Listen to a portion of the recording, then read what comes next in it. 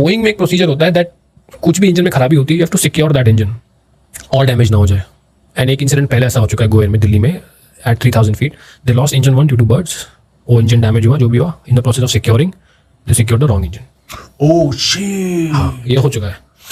ओह वाह, वो plane land किया नहीं किया? वहाँ भाई उस दिन इंडिया में सबसे बड़ा हादसा होता, बट वो हुआ नहीं.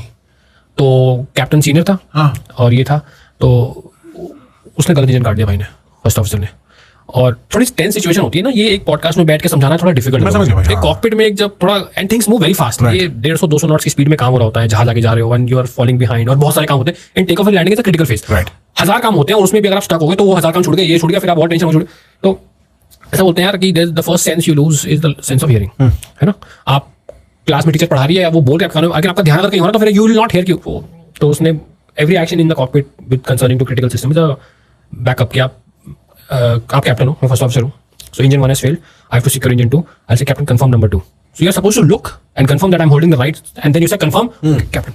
तो उस बंदे ने देखा भी, देख के भी गलत ही बोल दिया. उसने कहा confirm. उसने 2 पकड़ा, उसको 1 काटना था.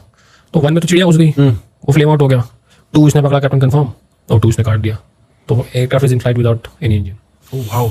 तो कैप्टन वो कहता है कि एयरबस की ये रिडंडेंसी है, तो स्पूल डाउन हो रहा था इंजन नंबर 2. और ऐसा है कि 43% के नीचे अगर नहीं आए हो आप, दोबारा डालोगे तो दोबारा आ जाएगा, उठ जाएगा दोबारा. उठ जाएगा. अच्छा ठीक ठीक. सिर्फ फ्यूल डालना है. हाँ राइट ओके. वो एक स्पीड में लेंगे, सिर्फ फ्यूल डालना है. ठीक है, गॉट इट. इसमें ऐसा नहीं बोइंग में. अच्छा बोइंग में ये. हाँ ठीक. तो उसने देखा क्या क्या हो रहा है, तो कप्तान का ध्यान गया, बिकॉज साउंड भी होती है, सब कुछ होता है, यू लूज ऑल्सो. उसने दोबारा और डाल दिया.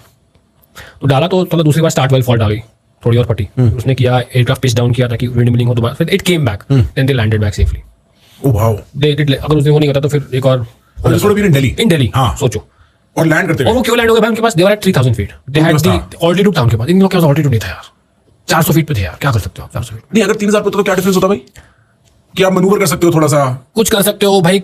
मैं तो कहता हूँ यार, साबरमती वहीं पे अगर चले जाते, हडसन वाला ही कुछ हो जाता, कुछ तो होता कि कहीं फील्ड होती, कहीं खेत होता, कहीं तो उतार देते. Right right right.